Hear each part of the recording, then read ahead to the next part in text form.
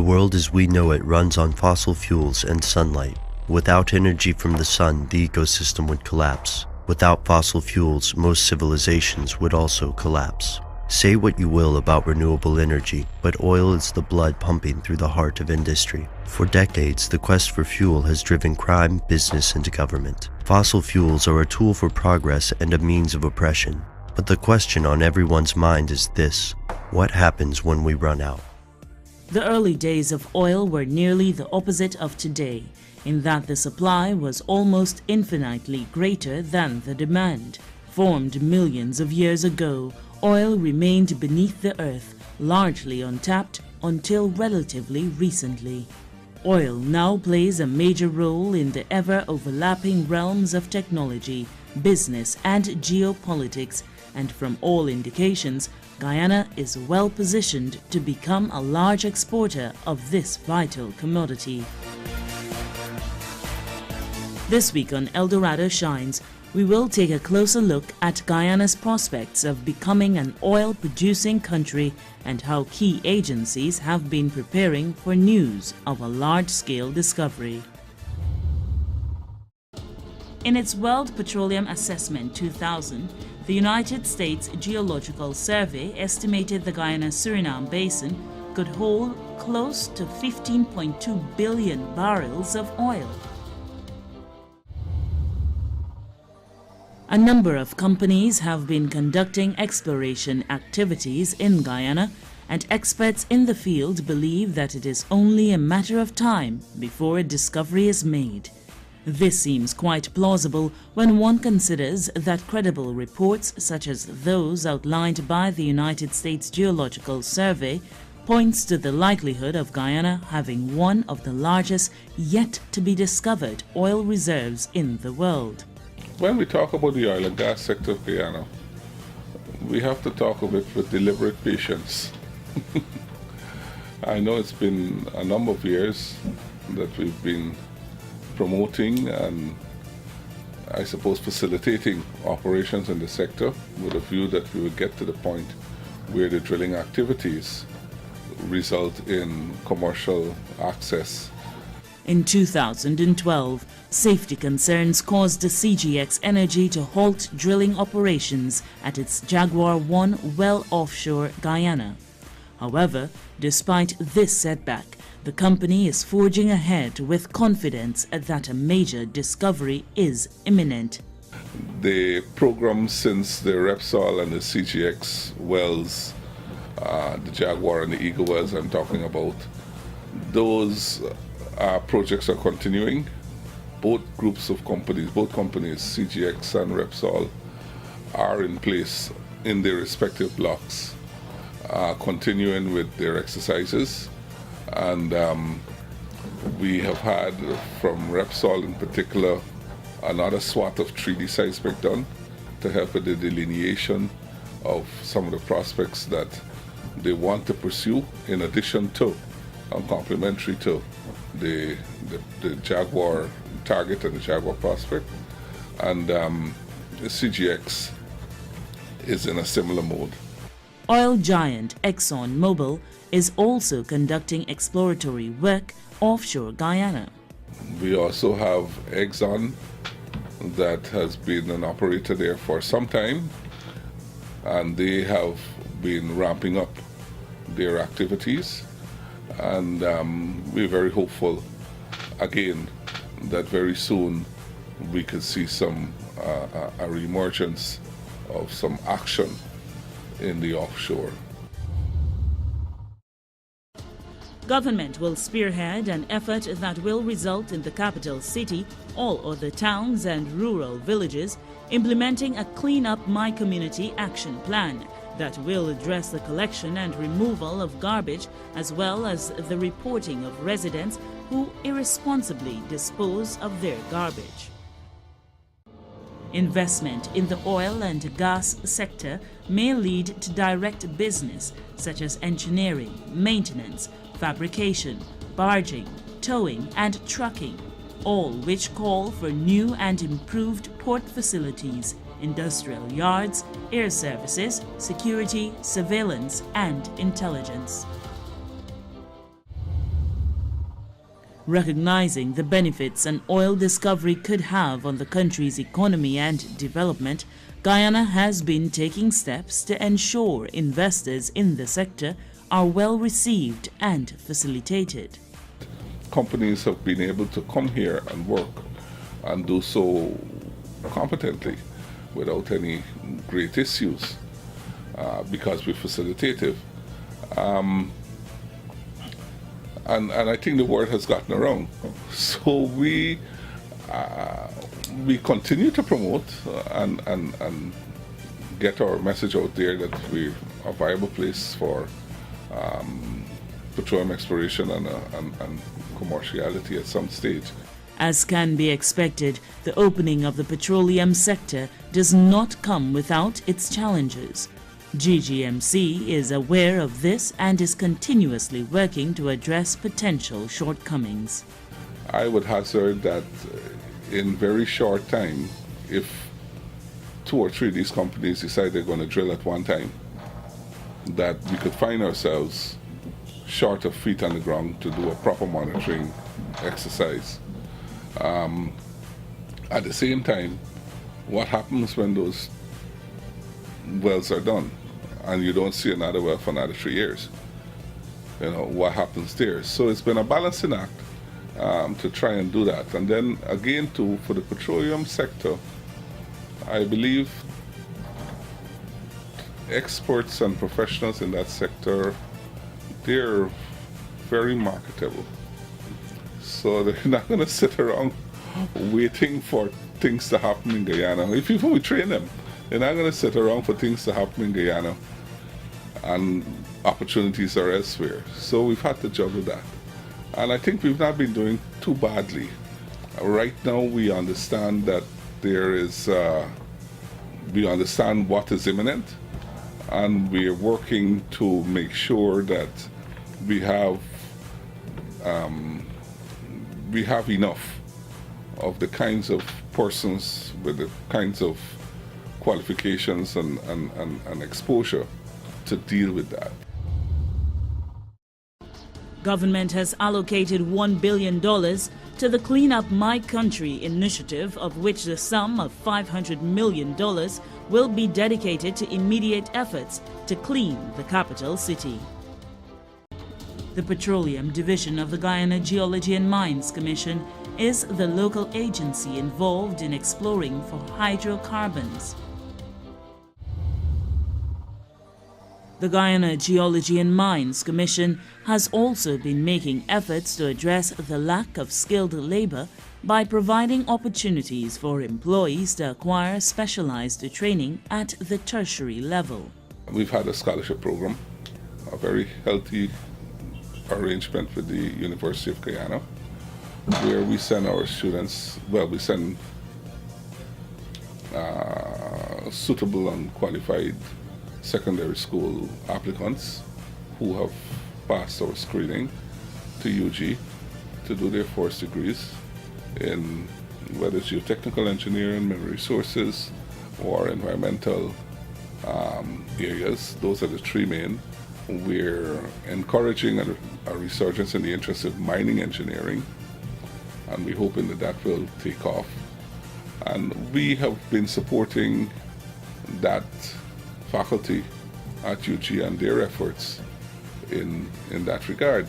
Opportunities for employment in the sector for those with specialized skills go beyond GGMC, and this is something students must be aware of. We shouldn't be thinking that the sector is only a sector for GGMC, which I think is something that people don't realize. So that you'd find that students that will go to UG and have an interest in geology and such will always be looking, unfortunately, to GGMC or the limited scope of the mining sector for employment. And I think we need to be a little bit more broad-minded as to where these skills can be applied. I would say that for example, negotiating with one of the companies not too long ago for a petroleum agreement, that it was quite an interesting discussion on some of the matters that pertain to taxation.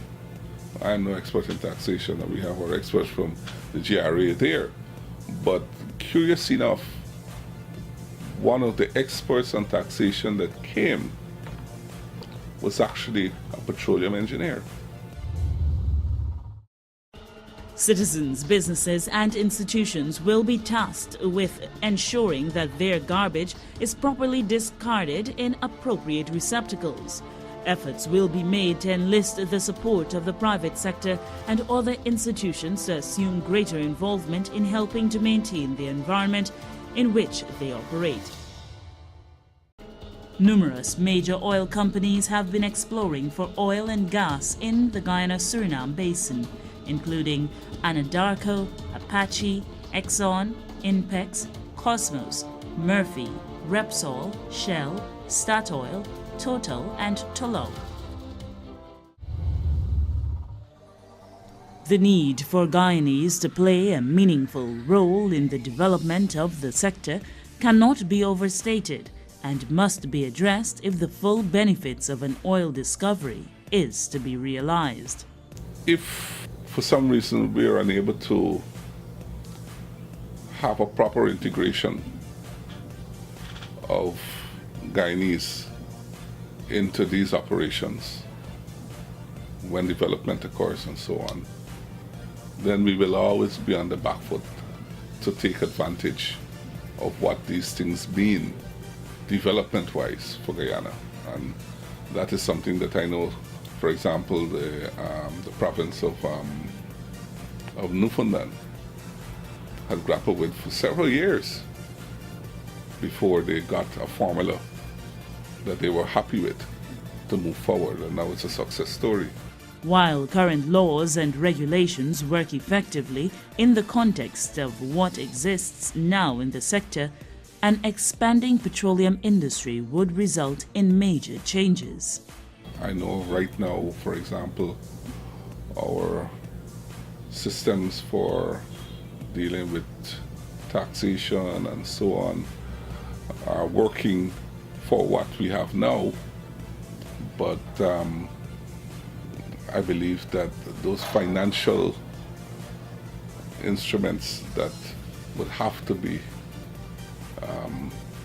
modernized significantly to deal with what petroleum revenues and just the petroleum business would be bringing to Guyana. Opportunities for support services in the sector must also be vigorously pursued. We must make sure that the opportunities that are present, whether it's in agriculture, in other industries, spin-off industries, in the linkages that relate to the petroleum sector, those opportunities remain wide open so that you can bring to bear in other sectors what is being preferentially provided in the petroleum sector, because the petroleum sector normally comes with a high level of technology. We can't escape it. The technology, cutting-edge technology, normally comes with that sector. And I'm sure that the very smart people will be able to, so to speak, piggyback to ensure that the enterprises, that other enterprises, whether they're small or medium scale or whatever, other enterprises can take advantages of the footprint of the better technology and information services and so on that petroleum would bring, and of course the expertise that will come to the shores.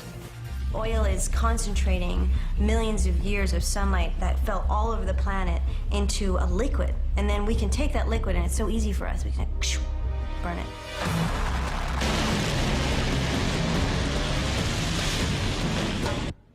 We're using it up in, the blink of an eye. In the blink of an eye, we've used up nearly half of, I mean, that's incredible to me, how fast we've done it and how long it took to make this stuff. Ever mindful of damage to the environment, Guyana has been taking careful steps to ensure the exploitation of its natural resources is done in a sustainable manner. In the case of oil exploration, companies must adhere to strict regulations. The role of the EPA is to ensure that all developmental projects that will have an impact on the environment are authorized with the EPA. So through the Environmental Protection Act and its regulations, the Environmental Protection Authorization regulations, these companies are to be authorized by us. So they come in, they make an application. Right now for exploration companies, the agency would recommend a strategic environmental assessment be conducted. This will look at the potential impacts of any exploration activities and develop monitoring protocols. The EPA Act of 1996 states that any project that may have environmental impacts on the environment must submit an application for environmental authorization to the EPA, after which an environmental permit will be granted based on our evaluation of the project. By 2030, flooding has been estimated to cost $150 million annually, and extreme events such as the flooding of 2005 could result in $0.8 billion in losses, affecting 320,000 people. The need to identify and develop land away from the coastal plain has been included in the Low Carbon Development Strategy as hinterland adaptation measures to be undertaken in the period 2012 to 2015. Offshore oil exploration began in the Guyana-Suriname basin in late 2007, after Guyana's long-time maritime boundary dispute with Suriname was resolved.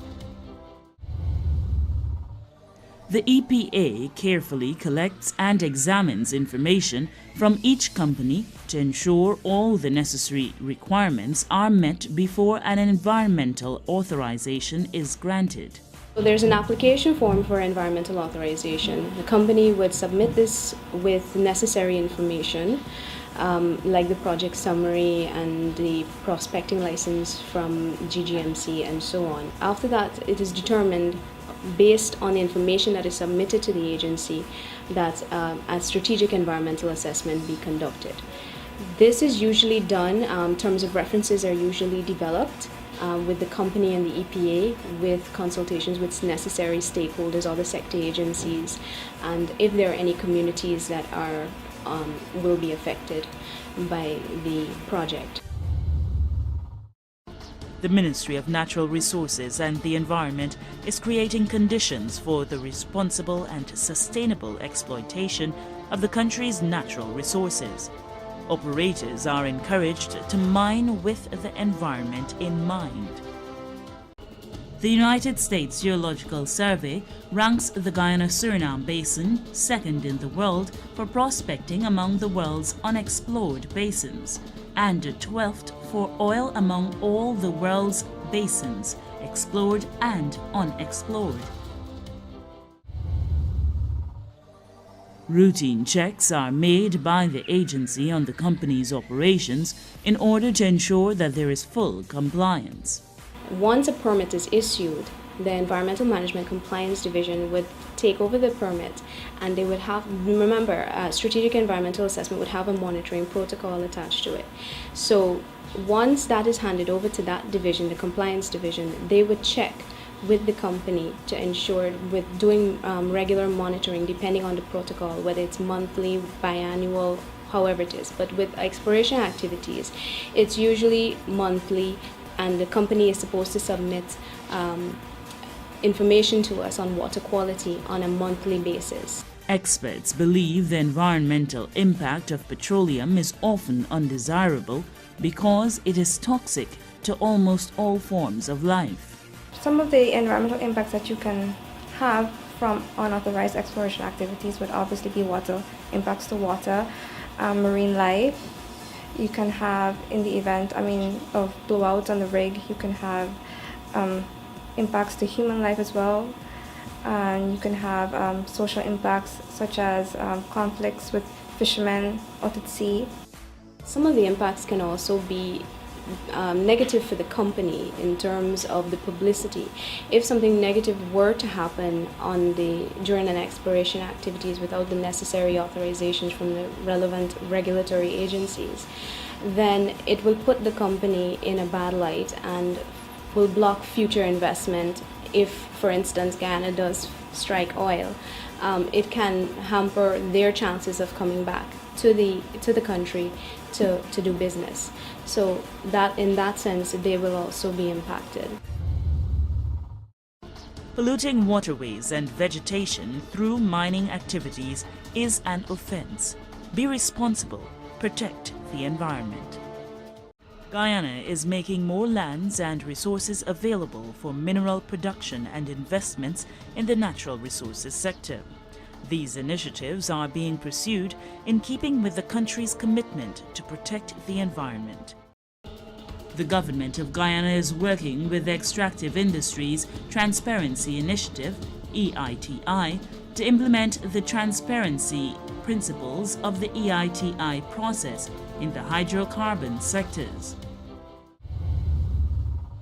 Looking ahead to when oil is discovered in commercial quantities in Guyana, the EPA will be playing a leading role in granting companies the necessary permits for drilling. This process, the agency says, is transparent and takes into consideration input from all stakeholders. The public is invited to make comments. We have scoping meetings. All of the stakeholders are actively involved. So it's a very transparent process, and that will allow for an effective decision-making process. While all efforts will be made to ensure drilling and other oil extraction activities are conducted within safety guidelines, the EPA is also fully prepared to deal with any resulting mishap. In the eventuality of a potential oil spill, the company will be held liable to ensure that there's cleanup of all, if there is an oil spill. And that process will be overseen by the EPA and, of course, the government of Guyana, through the government of Guyana. I am aware that we are working to ensure that proper policies are developed for the sector, the oil and gas sector, and there are currently discussions ongoing at the ministerial level and sector agency level to develop these policies to ensure that there is sound management for the oil and gas sector.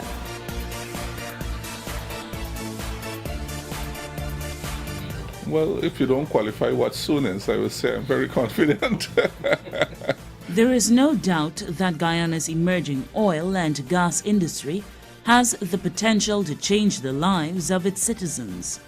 Oil and gas development, however, is a highly challenging undertaking that is sensitive to political, social, and environmental factors. Its success, therefore, calls for a high level of transparency, honesty, and well-articulated policies.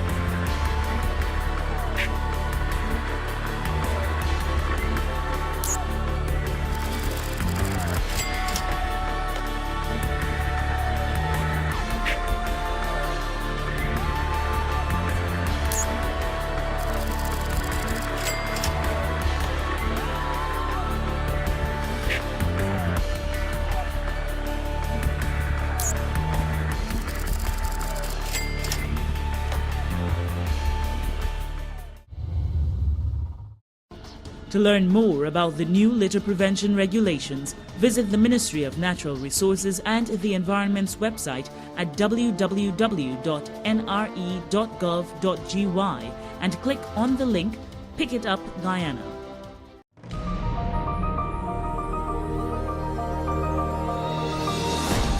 Welcome to Guyana, the gateway to South America.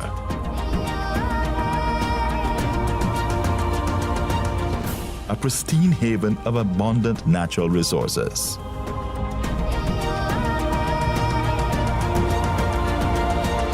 We are a nation born in sacrifice and enriched by our togetherness.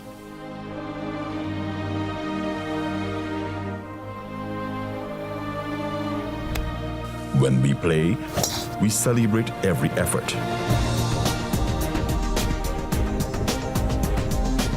When we celebrate, we salute more than success.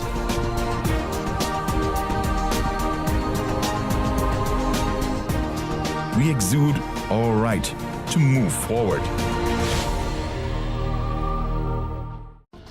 Check us out on the internet for this and every episode of Dorado Shines. Just go to YouTube, search for Dorado Shines and start watching.